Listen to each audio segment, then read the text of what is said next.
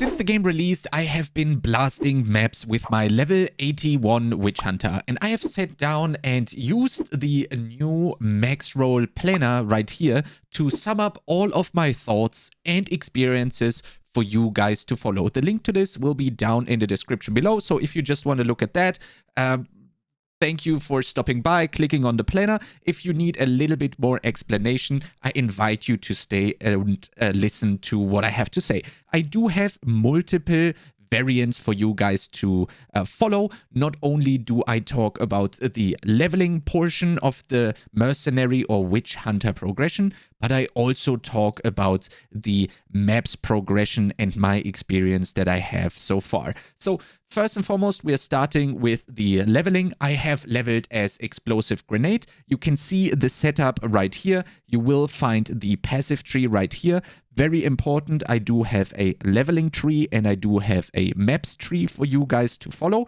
For the leveling tree, very important, you can go step by step when you are pressing this button right here, and it's guiding you throughout the whole passive tree. You can also click down here to skip a couple of steps, and there you can see the skill tree is going to be updated that way. So for the leveling, it's as I said, I started with explosive grenades. That was something that I have prepared before the game launched with theory crafting, and it worked out perfectly fine. The only downside that you have with playing grenades, as I listed here, is that you have delayed damage, but you will actually get used to it. With this leveling setup, you are leap slamming around the map while shooting explosive grenades in front of you and then walking forward, and then everything behind you explodes. Usually you shouldn't really get trapped in mobs because you can just dodge roll around them and basically sidestep them all the time while throwing explosive grenades in front of you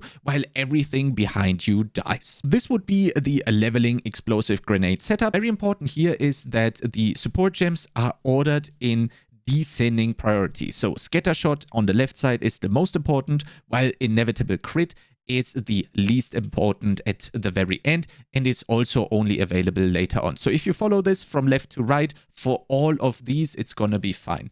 There you have the scattershot and the conk effect and the payload, which is available to you at support level 3. So with the conk effect and the scattershot, you should take your first support gems and use them to make these two, scattershot and conk effect. This is going to tremendously increase the damage that you can deal, and you will this way be very easy to kill every pack of monsters, every normal pack of monsters with just 2 uses of your explosive grenade, whereas you will dance around magic and rares and especially bosses a little bit more while shooting the explosive grenades. That's basically the first setup that I used, worked out extremely well. And I also have a new thing coming up, which is a gas grenade leveling build. I have 2 versions for this. This is a leveling gas grenade with 1 button, and there is a leveling gas grenade with 2 button playstyle. The 1 button playstyle is only available to you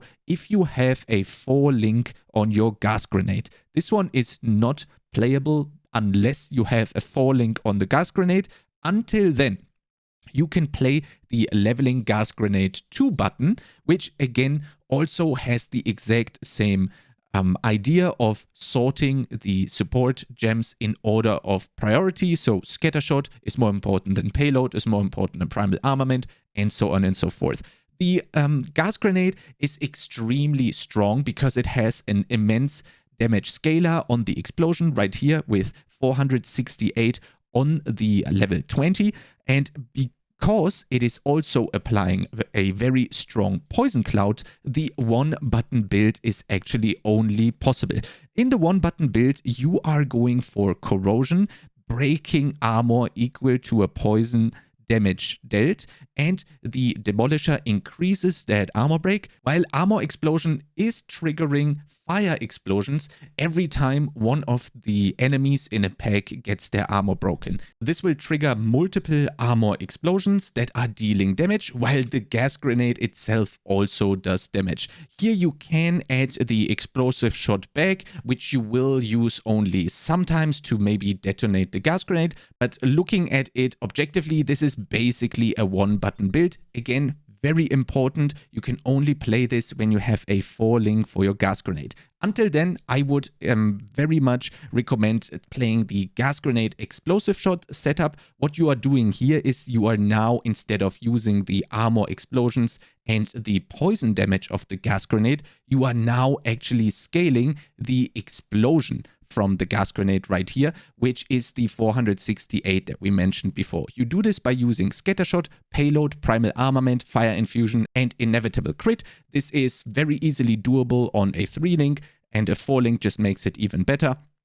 And then you will throw the gas grenade in front of you while you are going to detonate the gas grenade with the explosive shots. So this triggers the gas grenade, and then when the mobs are afflicted or inside of the explosion, you will use your explosive shot, which is then going to detonate the gas cloud. This is a very nice 2-button playstyle and is going to deal a lot of damage, not only to normal monsters, but also magic, rare, and also bosses. So this then evolves into the mapping setup that I have right here. The only thing that changes from the gas grenade 2-button playstyle is that we're using the Wind Dancer to buff our evasion. As you can see right here, my character is extremely tanky with this setup. We have 65% armor, 61% evasion. Obviously, this is while having the Wind Dancer up, which can actually drop off if you get hit, but then you still, at least I have, at least 48% evasion rating.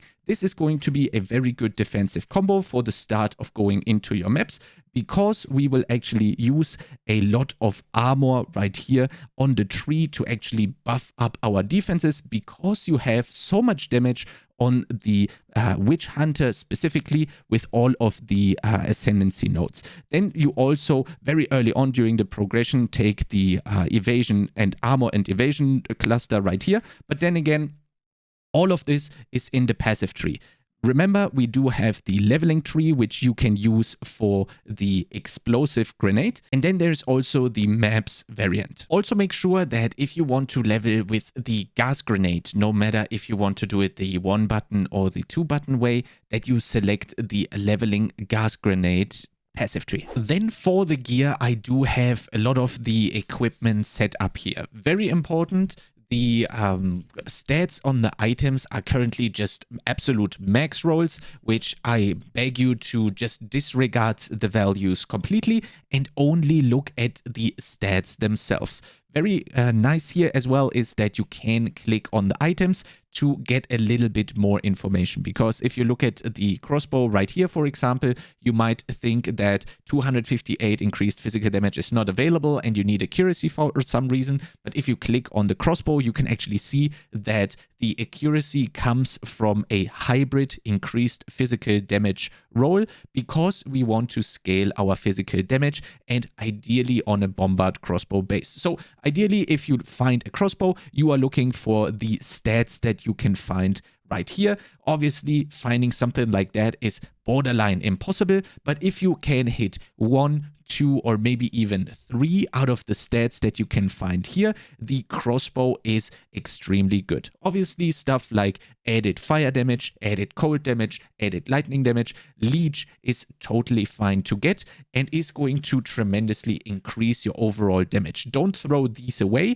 Whereas this is just the absolute best in slot that you could be going for. But then again, if you, for example, find an increased physical damage right here that also has attack speed, for example, that is already an extremely good item to use during your leveling process. And that continues around for the whole gear. We do have a lot of armor and evasion bases that we're stacking because we are boosting armor and evasion. As you can see right here, my character in-game has the 65% and 61% evasion. Again, that's with Wind Dancer up, which is making it extremely tanky. And for that, you use the armor evasion bases because those are being boosted by the passive tree. And then you just stack armor evasion, you increase the armor evasion, you want max life, and you want some sort of resistance. You don't need all 3 resistances on here. I'm just putting them here so that you know that we want to have resistance on this item slot. And ideally, you want to find armor, maximum life, general stuff like this. If again, during leveling, your item that you find has max life and 1 resistance, that's already making it an extremely good item. But these are ideally the stats that you can use to identify a very good item for your build. Then that continues again for the chest, for the boots. It's all the same concept. Very important on the boots is that you want to find increased movement speed. One very important thing right here is the only base that is not armor and evasion is the glove slot right here, because on our passive tree, when we go to the mapping section or any talent tree for that matter, we do have the leather-bound gauntlets. These are basically giving you 1 evasion rating per 1 armor on your equipped gloves. Therefore, you just want to get as high of an armor value as possible on your equipped gloves, which is again shown here. The gloves are a little bit different.